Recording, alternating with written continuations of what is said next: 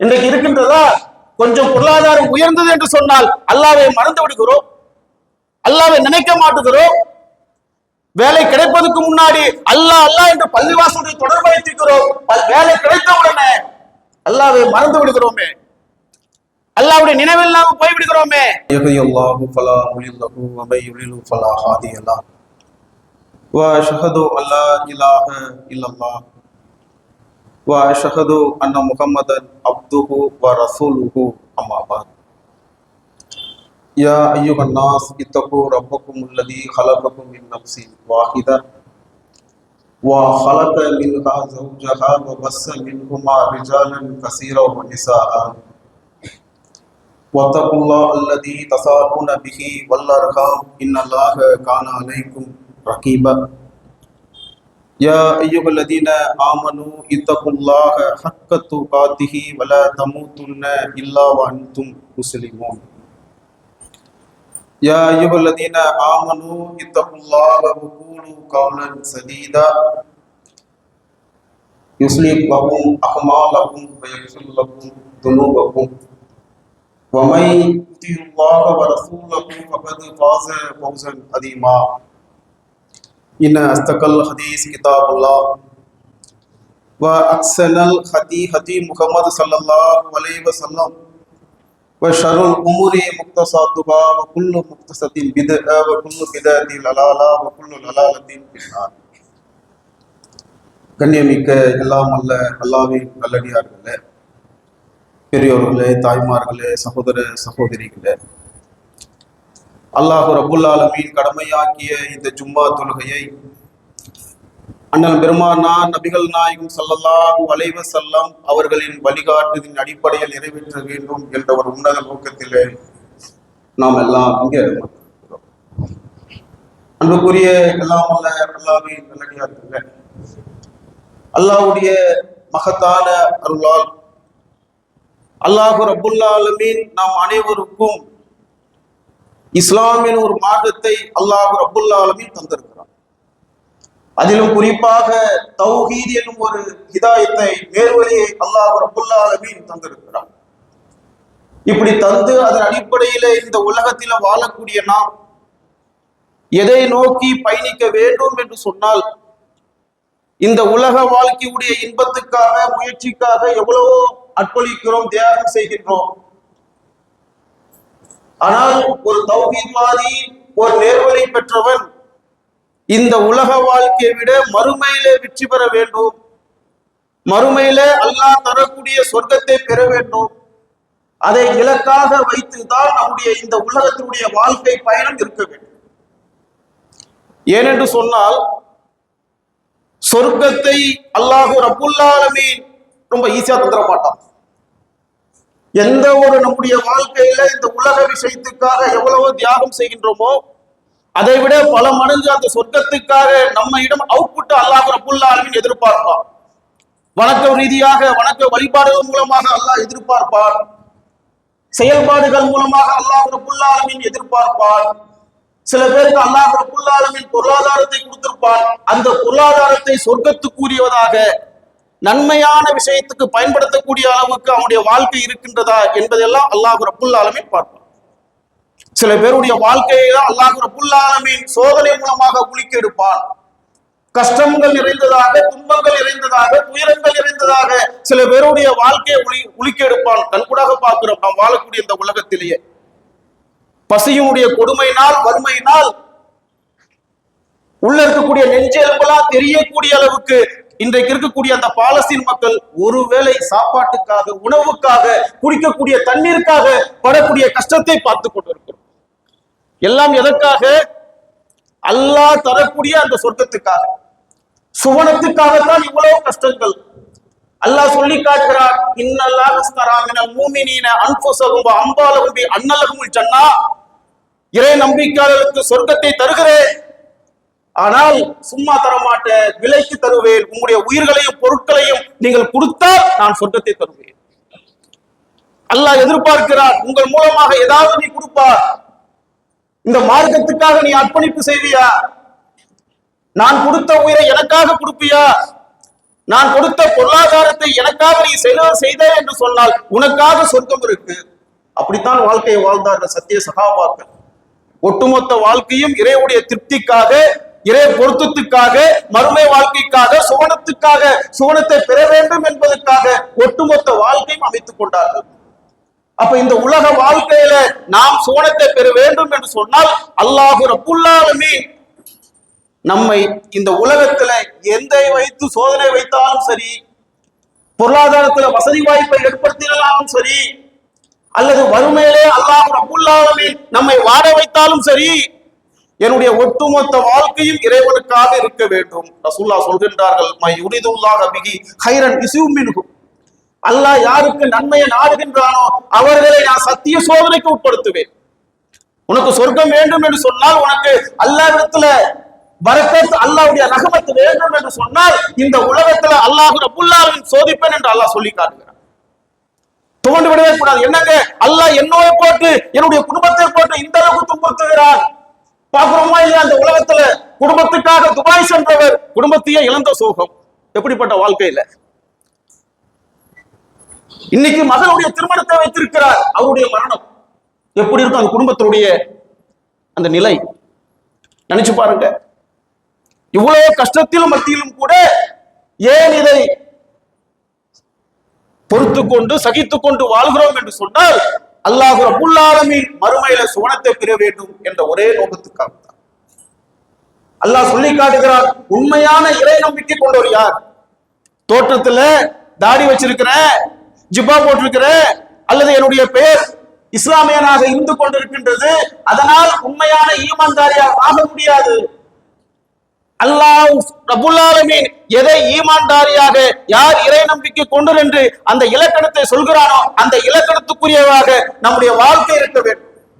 இன்னமல் மூமினூன அல்லதீன ஆமனு பில்லாஹி வ ரசூலிஹி ஸும்ம லம் யதாஃபு வ ஜாஹது வ அம்வாலஹும் வ அன்ஃபுஸிஹிம் ஃபீ ஸபீலில்லாஹ் உலாயிக ஹுமுஸ் ஸாதிகூன்.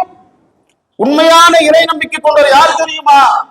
அல்லாஹ்வையும் அவருடைய தூதரையும் நம்பிக்கை கொண்டு பின்னர் சந்தேகம் கொள்ளாமல் அல்லாஹ் கொடுத்த பொருளாதாரத்தையும் உயிர்களையும் யார் அல்லாஹ்வுடைய பாதையில் அர்ப்பணிக்கின்றார்களோ அவர்தான் உண்மையான நம்பிக்கை கொண்டோர். அல்லாஹ் சொல்லி காட்டுகிறான், நான் கொடுத்த உயிர், நான் கொடுத்த பொருளாதாரம் அல்லாஹ்வுடைய பாதையில நீ அர்ப்பணிக்க வேண்டும்பா. அப்படியானால் தான் நீ ஈமான்தாரி என்று அல்லாஹ் சொல்லி காட்டுகிறான் என்று சொன்னால், நம்முடைய வாழ்க்கை அதே போன்று அதே லட்சியத்தோடு நம்முடைய வாழ்க்கை இருக்க வேண்டும். இன்றைக்கு இருக்கின்றதா?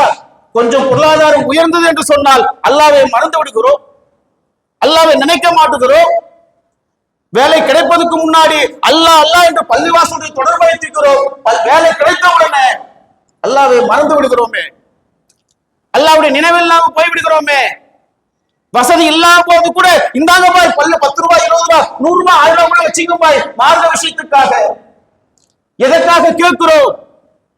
எதற்காக? மார்க்க விஷயத்துக்காக, தாவா பணிக்காக, கிளையுடைய செயல்பாட்டுக்காக, மாவட்டத்துடைய செயல்பாட்டுக்காக, மாவுடைய செயல்பாட்டுக்காக எதற்காக கேட்கிறோம்? தமிழ்நாடு ஜவுளி ஜமாத் வளர வேண்டும் என்பதற்காகவா? இல்லை. உலகத்தில் இருக்கக்கூடிய, குறிப்பாக தமிழகத்தில் இருக்கக்கூடிய அனைத்து முஸ்லிம்களும் நேர்வழி கிடைத்து சுவனத்துக்கு செல்ல வேண்டும். இன்றைக்கு இருக்கக்கூடிய இளைய சமுதாயம் எப்படி போய்கொண்டிருக்கிறார்கள்? எதை நோக்கி பயணித்துக் கொண்டிருக்கிறார்கள்? காலையில பல்ல தேய்க்கிறான், இல்லையா செல்ல தேய்க்கிறான். செல்போன் தான் வாழ்க்கையாக, முடி தோற்றத்தில் ஒரு மாதிரி. 20 ஆண்டு காலம் 30 ஆண்டு காலம் முன்னாடி இருந்த ஒரு இளைய சமுதாயத்துடைய நிலையை நீங்க பாருங்கள். எங்க வாப்பா துபாயில கஷ்டப்படுகிறார், எங்க அத்தா கஷ்டப்படுறாங்க சவுதியில.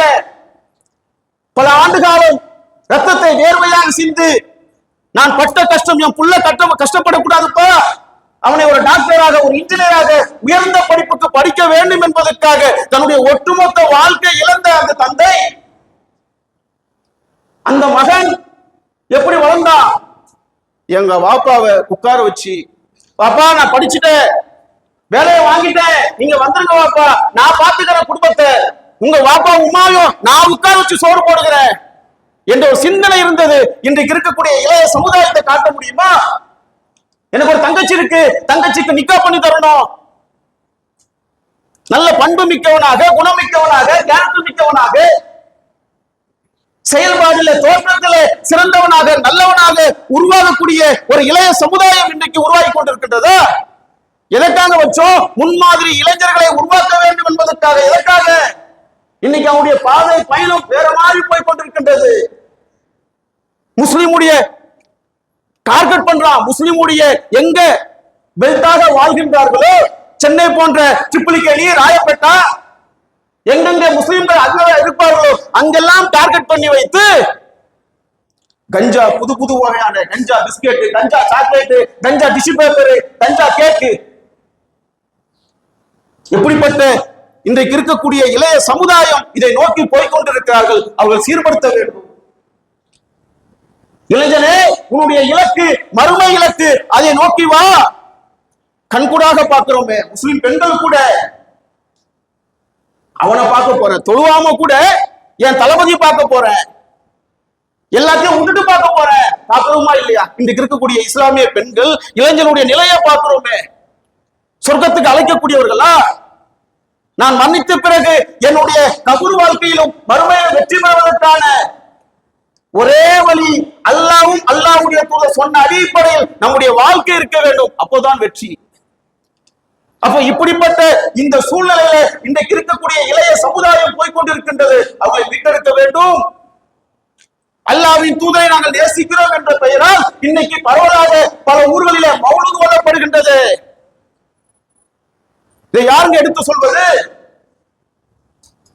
நம்முடைய பிரச்சாரம் அல்லவா? வருஷம் வருஷம் ரபியுல் வருகின்றதா, அதுக்கு எதிராக நோட்டீஸ போட்டு மௌலூத் ஓதாதீங்கப்பா, அல்லாஹ்வுக்கு இருக்கக்கூடிய ஆற்றல் எல்லாம் கொண்டு போயிட்டு அல்லாஹ்வின் தூதருக்கு தருகின்றீர்களே, எங்களுடைய பாவங்களை மன்னிக்கக்கூடியவரே, எங்களுடைய நோய்களை போக்கக்கூடியவரே, எங்களுடைய வறுமையை நீக்கக்கூடியவரே என்று அல்லாஹ்வுக்கு இருக்கக்கூடிய ஆற்றல் எல்லாம் கொண்டு போயிட்டு ரசூலுல்லாஹ் கொண்டு வைக்கிறார்களே, இதுல இருந்து மக்களை மீட்டெடுக்கக்கூடிய பொறுப்பு யாருடையது? நான் மட்டும் சொர்க்கத்துக்கு சென்றால் போதுமா? நான் என்னுடைய குடும்பத்தை மட்டும் சொர்க்கம் சென்றால் போதுமா? என்னுடைய ஊர் மக்கள், என்னுடைய முகலா மக்கள், நம்முடைய நெருங்கிய நன்மக்கள் எல்லாமே சொர்க்கத்துக்கு செல்ல வேண்டும் என்பதற்காக பாடுபடக்கூடிய ஒரு ஜமாத்தாக இயங்கிக் கொண்டிருக்கின்றது. இந்த இயக்கம் தொடர்ச்சியாக நம்முடைய பணிகள் செல்ல வேண்டும் என்று சொன்னால் நீங்க கொடுக்கக்கூடிய பொருளாதாரத்தை வைத்துத்தான் இப்படி பணிகள்லாம் செய்து வருகிறோம். இப்ராஹிம் அலைஹிஸ்ஸலாமுடைய அழகிய முன்மாதிரியாக பிரச்சாரத்தை வைத்தோமே. இப்ராஹிம் அலைஹிஸ்ஸலாமுடைய வாழ்க்கை எப்படி இருந்தது? இன்றைக்கு இருக்கக்கூடிய மக்கள் இப்ராஹிம் அலைஹிஸ்ஸலாம் குறித்து ஹஜ் பெருநாள் மட்டும் அறிந்து கொள்ளக்கூடியவர்களாக, தெரிந்து கொள்ளக்கூடியவர்களாக இருக்கிறார்களே தவிர ஒட்டுமொத்த நம்முடைய வாழ்க்கையிலும் இப்ராஹிம் அலைஹிஸ்ஸலாமுடைய அந்த வாழ்வியலை கடைபிடித்து நடக்கக்கூடியவர்களாக இருக்கிறார்களா? எப்படியெல்லாம் இப்ராஹிம் அலைஹிஸ்ஸலாம் இருந்தார்கள்? وَمَنْ أَحْسَنُ دِينًا مِمَّنْ أَسْلَمَ وَجْهَهُ لِلَّهِ وَهُوَ مُحْسِنٌ وَاتَّبَعَ مِلَّةَ إِبْرَاهِيمَ حَنِيفًا. நன்மை செய்பவராகவே தனது முகத்தை அல்லாஹ்வுக்கு அர்ப்பணை செய்து உண்மை வழியில் நின்ற இப்ராஹிமுடைய மார்க்கத்தை பின்பற்றுங்கள் என்று அல்லாஹ் சொல்லி காட்டுகிறானே. ஒட்டுமொத்த வாழ்க்கையும் இறைவனுக்காக வாழ்ந்துவிட்டு சென்றார்களே இப்ராஹிம் அலைஹிஸ்ஸலாம். எப்படி இப்ராஹிம் அலைஹிஸ்ஸலாம் அவர்களுக்கும் குடும்பத்தாருக்கும் அல்லாஹ் அருள் புரிந்தானோ அதே போன்று எனக்கும் என்னுடைய குடும்பத்தாருக்கும் அல்லாஹ் அருள் புரிய வேண்டும் என்று சொன்னால் வாழ்க்கையை வாழ வேண்டும். வாழ்கிறோமா? அதே போன்று உருவாக்க வேண்டும் என்பதற்காகத்தான் ஏராளமான பிரச்சாரத்தை கையில் எடுத்து செல்கிறோம் என்று சொன்னால், அப்ப அன்புக்குரிய சகோதரர்களே, இன்றைய இந்த ஜும்மா வசூல் மாநில தலைமையுடைய தாவா பணிகளுக்காக இன்னும் ஏராளமான பணிகள். இன்றைக்கு நாம் போகக்கூடிய இந்த நவீன உலகம் எதை நோக்கி போய்கொண்டிருக்கின்றது? சீர்படுத்தக்கூடிய, எல்லாம் கட்டுக்கோப்பாக கட்டுப்பட்டு நடக்கக்கூடிய ஒரு சமூகத்தை நோக்கி இந்த உலகம் போய்கொண்டிருக்கின்றதா? மோசமான காலகட்டத்தில் வாழ்ந்து கொண்டிருக்கிறோம்.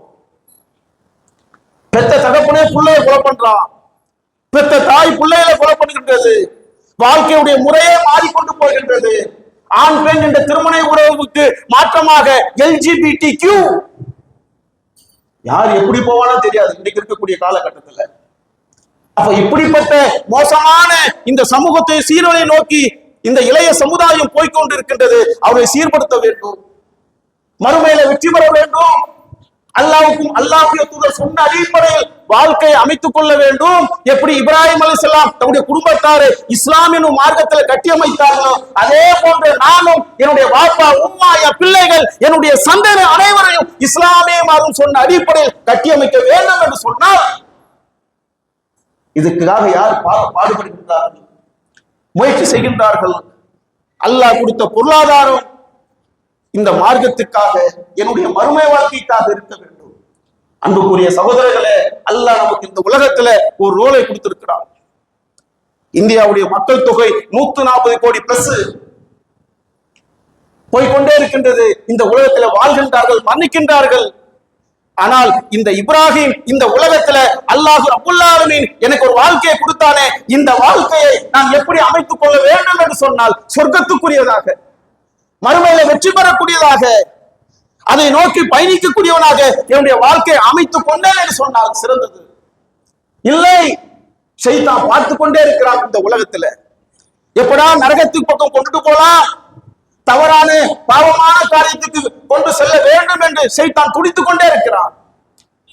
20 ஆண்டு காலம் முன்னாடி தற்கொலைகள் குறைந்ததா கூடியிருந்ததா? இன்றைக்கு எங்கேயோ போயிட்டு இருக்குதுங்க. ஒரு கோவமா பேச முடியல, பிள்ளை இடத்துல அதட்ட முடியல. ஏன்டா இப்படி பண்றேன், என்ன பண்ணுவான்னு சொல்ல முடியாது. ஏன்டா நீ போனே விளையாடி கொண்டு இருக்கிறேன்னு பாப்பா திட்டினான்னா ஃபேன்ல பொங்கிடுறான், புள்ள பொங்கிருது. எப்படிப்பட்ட ஒரு சிந்தனையாக அவர்கள் எதை நோக்கி பயணிக்க வேண்டும் என்பதை தெரியாத பிள்ளைகளாக இன்றைக்கு இருந்து கொண்டிருக்கிறார்கள். வாழ்க்கையில கஷ்டம்னா என்ன, சோதனைனா என்ன, அந்த சோதனை கஷ்டம் என்ன என்பதை நமக்கு பாடம் எடுக்கிறார்கள் அந்த பாலஸ்தீன மக்கள். கஷ்டத்துல கூட துன்பத்துல கூட தன்னுடைய வாப்பா உம்மா தன்னுடைய அண்ணன் தன்னுடைய தம்பி குடும்பமே இழந்து நிற்கின்றது. அப்படி இழந்தாலும் பரவாயில்லை, நீங்கள் சொர்க்கத்துக்கு சிரமப்படாமல் சொர்க்கம் செல்ல முடியாது என்று அல்லாஹ் சொல்லி காட்டுகிறானே, இது ஒரு சிரமமாக அல்லாஹ் எனக்கு ஆக்கியிருக்கிறானா, நான் பொறுத்துக் கொள்வேன், சகித்துக் கொள்வேன், நான் தாங்கிக் கொள்வேன். எல்லாரும் போனாலும் பரவாயில்ல, எனக்கு ரிஸ்கை தருவது அந்த ரப்பு. 10 இட்லி சாப்பிட்டு வயிறு நிறைவது பறக்கத்து இல்லைங்க. காலை 2 இட்லி தான் சாப்பிட்டேன், அல்ஹம்துலில்லாஹ், அல்லாஹ் பறக்கத்து. வாடகை வீட்டுல இருக்கிற சோழபுரத்துல ஆனா நோய் நொடி இல்லாத ஒரு வாழ்க்கையை தந்திருக்கிறாங்க, அல்ஹம்துலில்லாஹ் பறக்கத்து. வாழ்க்கையில எவ்வளவு விஷயத்தை பார்க்கிறோமே. அப்ப அன்புக்குரிய சகோதரர்களே, அல்லாஹ்வுடைய திருப்தி, அல்லாஹ்வுடைய நெருக்கம், அல்லாஹ்வுடைய பொருத்தம் வேண்டும் என்று சொன்னால் அல்லாஹ்வுடைய திருப்தியை பெறுவதற்காக நம்முடைய வாழ்க்கை இருக்க வேண்டும்.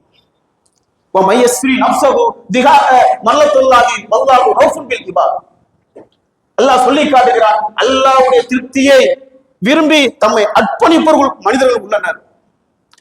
அப்படிப்பட்ட மனிதர்கள் மீது அல்லாஹ் இறக்க முடியும். அல்லாஹ்வுடைய திருப்தியை பெற வேண்டும், அல்லாஹ்வுடைய நேசத்தை பெற வேண்டும்.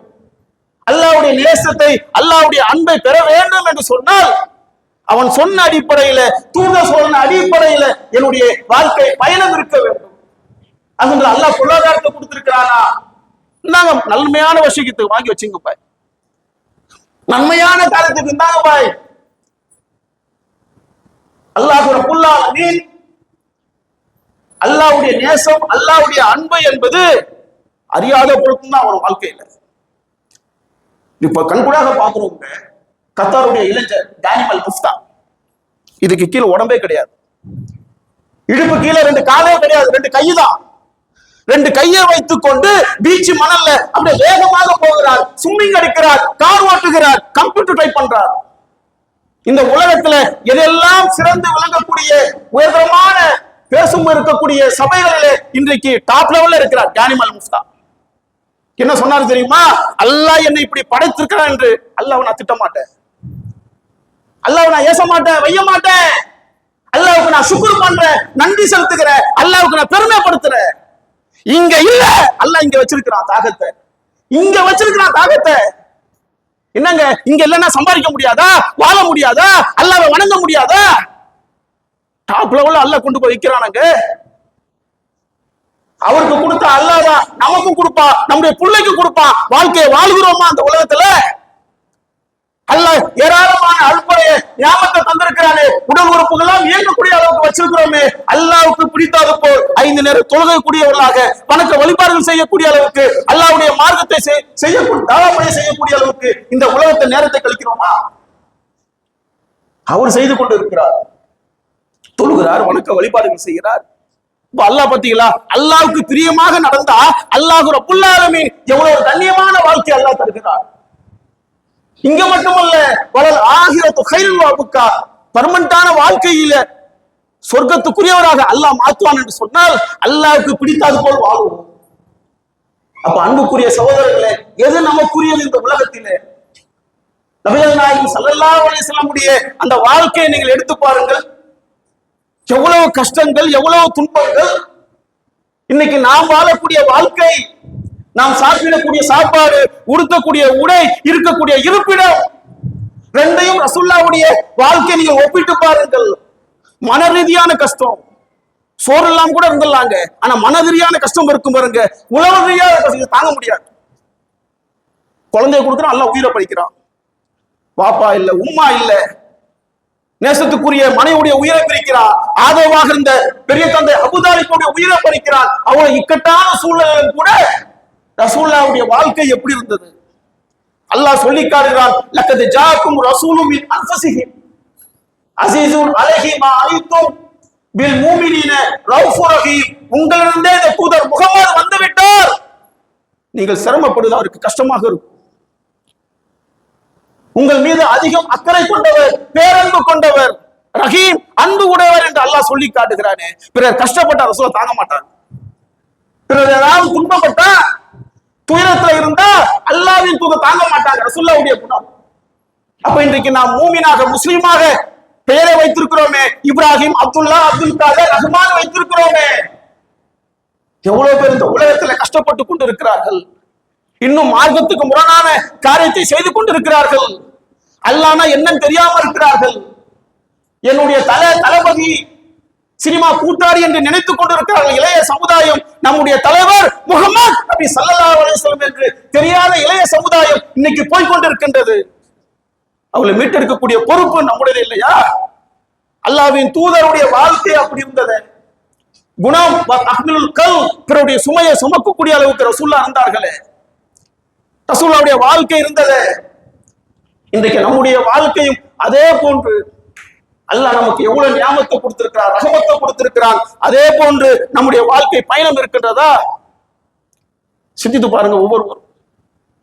நபிகள் நாயகம் ஸல்லல்லாஹு அலைஹி வஸல்லமுடைய பாசறையில் பயிற்றுவிக்கப்பட்ட அந்த சத்திய சகாபாக்களுடைய வாழ்க்கை எப்படி நமக்கு குடும்பம், மனைவி, மக்கள், வீடு, பசின்னா அந்த உணர்வு இருக்குமே, அந்த உணர்வு எல்லாம் சகாபாக்களுக்கு இருந்தது.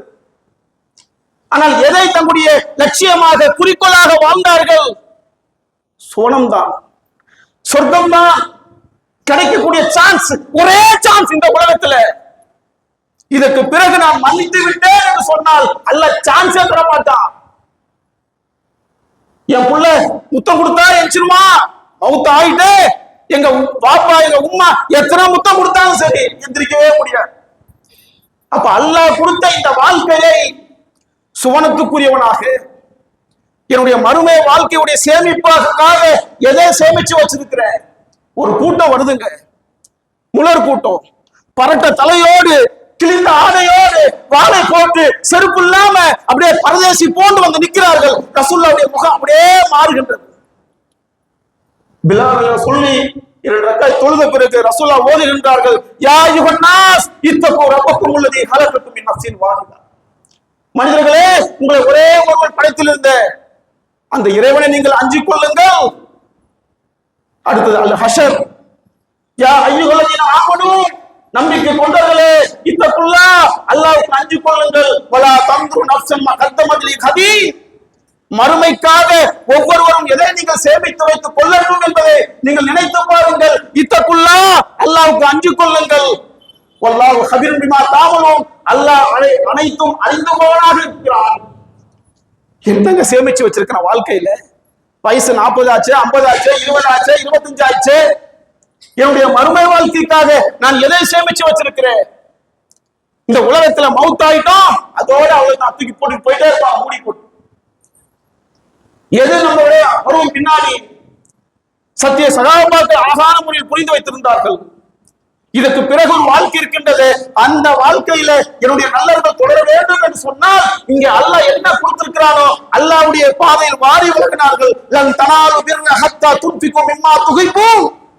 நீங்கள் விரும்பியதிலிருந்து நல்வழியை செலவு செய்யாதவரை உங்கள் எவரும் ஈமான்தாரியாக நன்மையை பெற முடியாது என்று சொன்னவரை தூக்கி போட்டாங்க பைருகா தோட்டத்தை.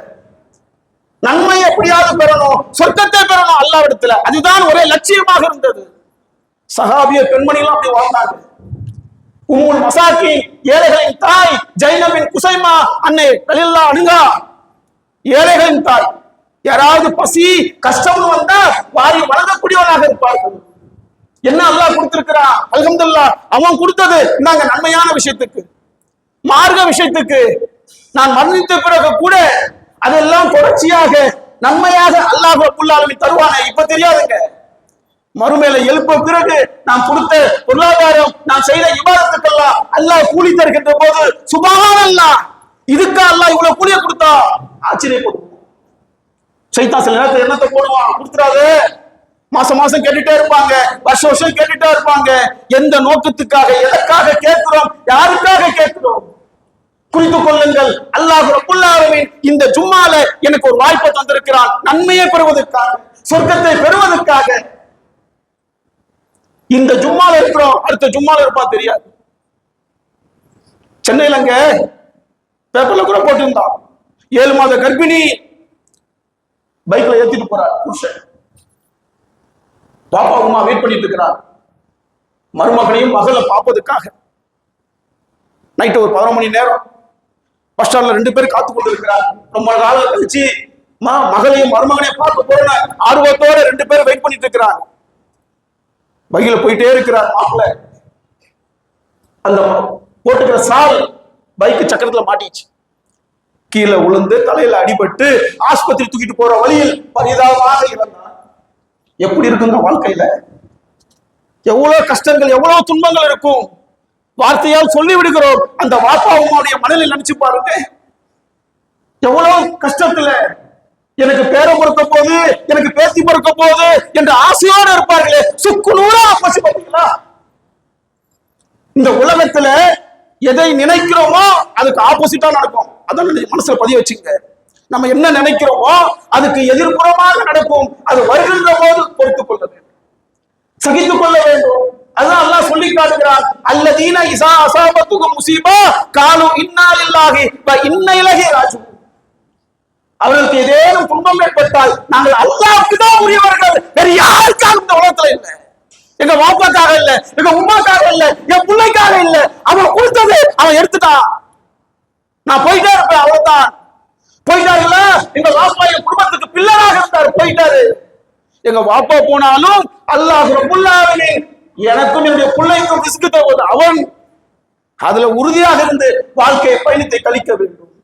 இறுதியாக அன்புக்குரிய சகோதரர்களே, ஒரே செய்திதான். நமக்குரியது உண்டு கழித்தது, உடுத்தி கிழித்தது, மறுமைக்காக கொடுத்தது தவிர வேறு ஒன்றும் இல்லை. அப்ப அல்லாஹ் கொடுத்த இந்த துனியா வாழ்க்கை ஒரே தடவைதான் சுவனத்துக்குரியதாக, மறுமை வாழ்க்கையில் வெற்றி பெறுவதற்காக மாற்றி இம்மையிலும் மறுமையிலும் வெற்றி பெறக்கூடிய நன்மக்களாக வல்ல ரஹ்மான் நம் அனைவரையும் வாழ்க்கை பெற வேண்டும் என்று பிரார்த்தித்தவனாக இந்த ஜும்மாவுடைய முதல் உரையை நிறைவு செய்கிறேன்.